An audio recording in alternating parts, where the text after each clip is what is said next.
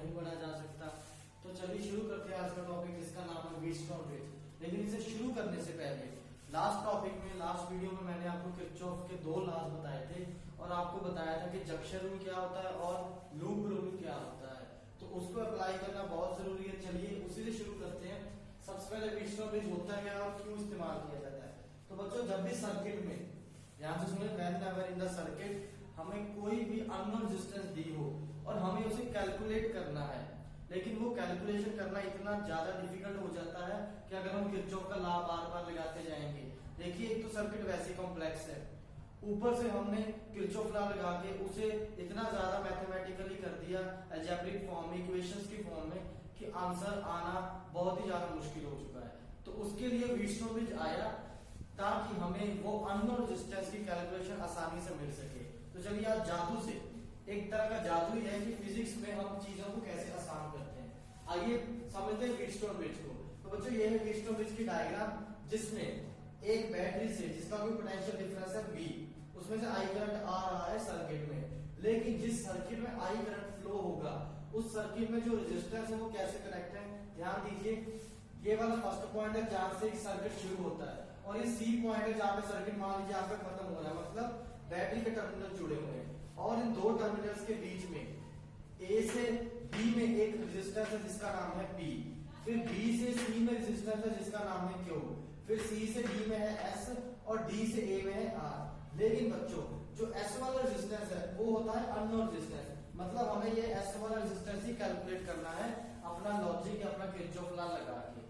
लेकिन एक खास बात ये होती है कि जब भी हम ये ब्रिज बनाते हैं तो हमें करंट मेजर करने के लिए गैल्वेनोमीटर लगाना पड़ता है।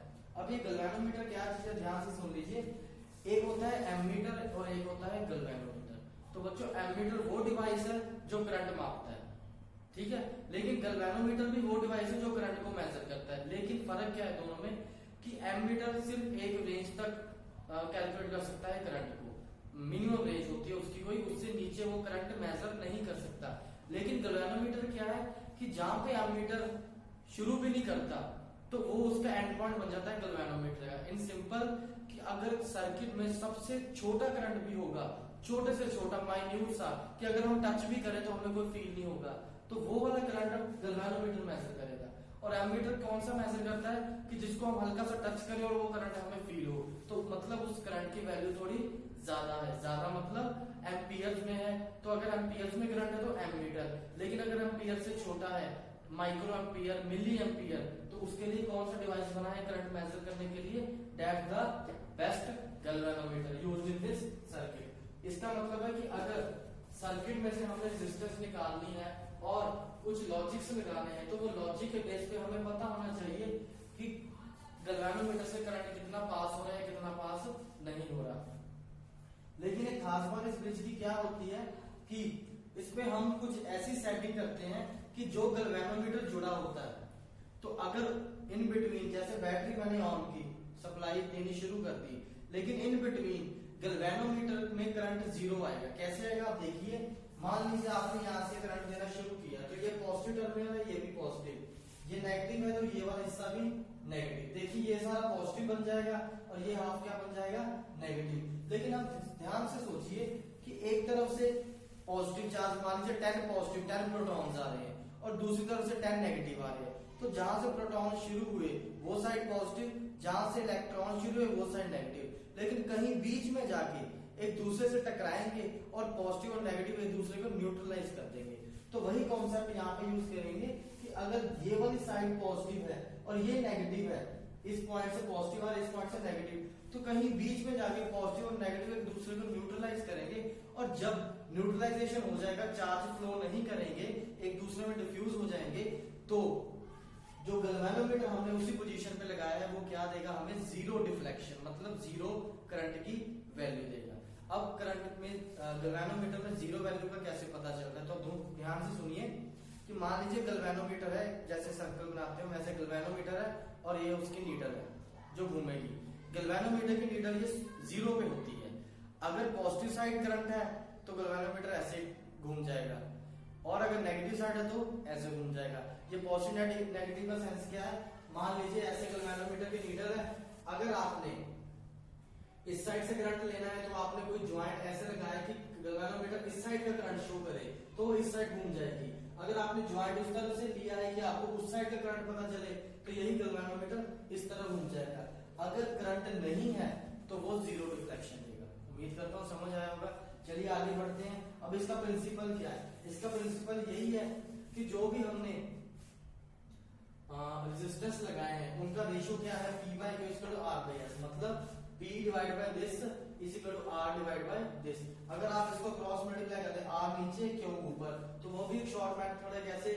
P by R is equal to Q by S। देखिए P by R is equal to Q by S, तो ये भी अप्लाई कर सकते हैं, डजंट मैटर, रॉन्ग नहीं होगा। उसके बाद अगर किसी चीज में करंट जीरो है, ध्यान से सुनिएगा, अगर किसी चीज में करंट जीरो है, मान लीजिए ये दो पॉइंट्स और इन दोनों के बीच में करंट जीरो है, तो मैं क्या बोलूंगा कि इसका और इसका पोटेंशियल क्या है, सेम है। अब पोटेंशियल का क्या मतलब है, ध्यान से सुन लीजिए।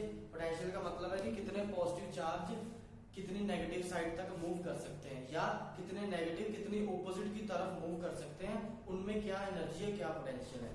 तो मान लेते हैं ये नेगेटिव है और ये पॉजिटिव है, क्योंकि हम हमेशा कहते हैं बी पॉजिटिव, तो पॉजिटिविटी के लिए हम अपने आप को थोड़ा सा ऊपर रखेंगे आपको समझाने के लिए कि आप भी पॉजिटिव मैं भी पॉजिटिव, तो पॉजिटिव सेंस पॉजिटिव सोच वाला आदमी हमेशा ऊपर रहता है और जो नेगेटिविटी रखता है अपने मन में वो हमेशा नीचे रहता है।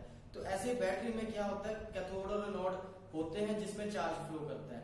तो पॉजिटिव की क्या पोटेंशियल है, नेगेटिव की क्या पोटेंशियल है कि पॉजिटिव नेगेटिव तरफ जाएगा, नेगेटिव पॉजिटिव की तरफ जाएगा।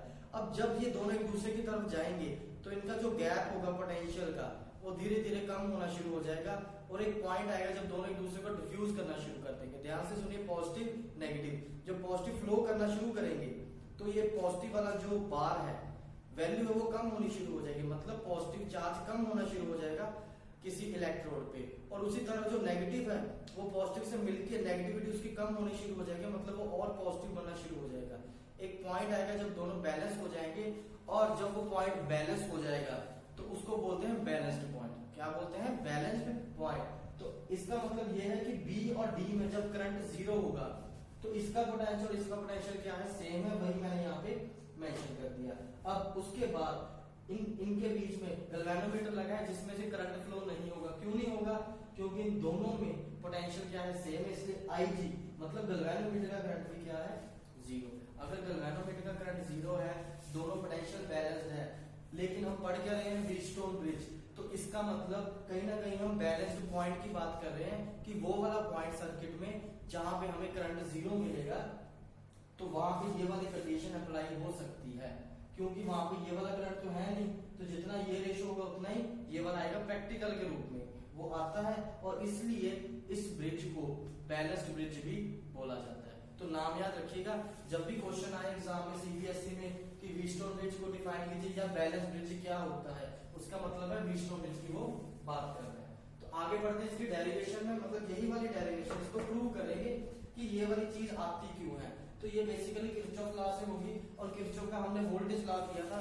चलिए शुरू करते हैं आज, और इसमें भी कुछ बेसिक्स है मैं आपको समझाने जा रहा हूँ। तो डेरिवेशन में सबसे पहले जब भी किरचॉफ लॉ लगाना है, मैंने आपको बताया था कि आपको एक लूप एज्यूम करनी होगी, और लूप जहां से शुरू करोगे आपको घूम घुमा के उसी लूप पे वापस आना पड़ेगा। तो जैसे मैंने एक पॉइंट से, देखिए मेरा सिंपल सा लॉजिक है कि मैं टफ काम नहीं करता, मैं इजी काम करता हूँ। तो इजी के लिए मैंने क्या किया कि जहां से करंट आ रहा है तो मुझे पता है मुझे किरचॉफ लॉ ये है रेजिस्टेंस तो इसमें लगाना पड़ेगा। तो मैंने क्या किया, मैंने यहाँ से शुरू किया किरचॉफ लॉ, तो दो सेक्शन डिवाइड कर लिए। मेरी फिंगर की तरफ देखिए, A से B, B से D, D से A, मतलब एक तो ये हो गया हिस्सा और दूसरा हिस्सा ये हो गया, या सिंपल समझिए एक ये वाली ट्रायंगल और दूसरी ये वाली ट्रायंगल। जब इन दोनों ट्रायंगल्स में किरचॉफ लॉ लगाऊंगा तो कहीं ना कहीं मुझे वोल्टेज, करंट, रेजिस्टेंस की वैल्यूज मिलेंगी, और जब उन वैल्यूज को सॉल्व करूंगा तो मेरी डेरिवेशन हो जाएगी। तो सिंपल सी बात है, जब हमने व्हीटस्टोन ब्रिज करना है तो कैसे याद रखेंगे किरचॉफ लॉ लगाना है। तो ध्यान दीजिए बेटा, जैसे जैसे चैप्टर का फ्लो बढ़ता है ना, टॉपिक्स करते हैं, उन टॉपिक्स को दिमाग में रखा लीजिए कि हाँ हमने इस टॉपिक के बाद ये वाला टॉपिक है और इसके बाद हमने ये किया था, तो इसका मतलब पीछे वाला टॉपिक आगे यूज होता है। जेन्युइन सी बात है, लेकिन अप्लाई करने के लिए भूल जाते हैं। तो याद रखिए किरचॉफ के जस्ट बाद हमने ब्रिज करने शुरू किए थे, व्हीटस्टोन ब्रिज, मीटर ब्रिज आएगा, पोटेंशियोमीटर आएगा, तो ये सब में क्या लगेगा, किरचॉफ लॉ ही लगेगा। तो डेरिवेशन जब भी स्टार्ट करें तो किससे करें, किरचॉफ लॉ से। तो देखिए कैसे स्टार्ट करते हैं। सबसे पहले मैंने लूप ली एबीडी की। एबीडी कौन सी, ए बी डी और ए।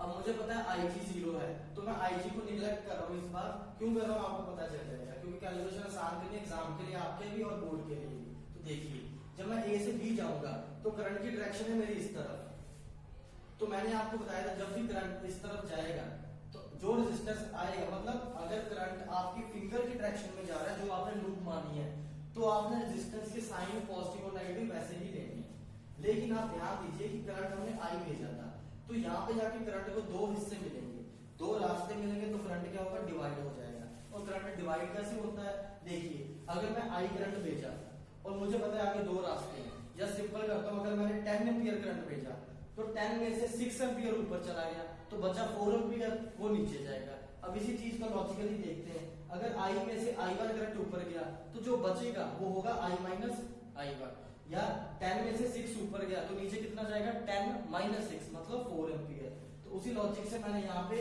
i माइनस i1 करंट भेज दिया। अब ये करंट इससे पार होगा, तो देखिए हम लॉजिकली क्या करेंगे कि मैंने प्लस से माइनस दिया करंट रेजिस्टेंस में, तो यहाँ पे माइनस ले लिया।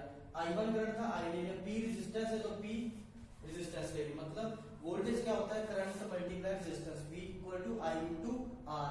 r मतलब रेजिस्टेंस, तो यहाँ पर रेजिस्टेंस की वैल्यू कितनी, p, करंट की वैल्यू i1, और फिर जो लॉ के अकॉर्डिंग साइन क्या आएगा, नेगेटिव। लेकिन ध्यान दीजिए आगे जाके मुझे जाना है b से d में, तो जैसे मैं b से d में गया तो ig मेरा 0 है और कोई वोल्टेज नहीं है, रेजिस्टेंस नहीं है। रेजिस्टेंस एक्चुअली है गैल्वेनोमीटर की, लेकिन जब करंट ही 0 है तो ig multiply the galvanometer resistance will be 0। तो इसलिए मैंने उसे लिखा है, यहाँ पे लिखा बिकॉज़ ig इक्वल टू 0, तो ये काम मेरा खत्म हो गया। उसके बाद मैंने जाना है d से a, लूप के अकॉर्डिंग d से a जाना है। मैं जा रहा था लेकिन मैंने देखा कि करंट तो ऑपोजिट डायरेक्शन में आ रहा है, लेकिन जब करंट ऑपोजिट आ रहा है मैं उसके ऑपोजिट जा रहा हूँ, तो देखिए क्या होगा। तो मैंने अपना लॉजिक यही लगाया कि जैसे जैसे करंट फ्लो करेगा रेजिस्टेंस का साइन प्लस और नेगेटिव होगा।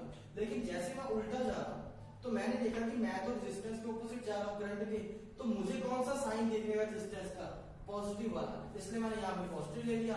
और जो करंट और रेजिस्टेंस का मल्टीप्लाई लेना था मैंने वो लेके यहाँ पे पहुंच गया। जब उसी पॉइंट पे पहुंच गया मैंने इक्वल टू 0 लगा दिया। अब इन सारी चीजों को ज्यादा सॉल्व करने की जरूरत नहीं है, बस मैथमेटिकल कैलकुलेशन है, ब्रैकेट्स ओपन कीजिए, इधर उधर भेजिए, वरना क्या कीजिए ये चीज ऐसी की वैसी है, माइनस को जाके प्लस, तो ये आपकी इक्वेशन मान लीजिए।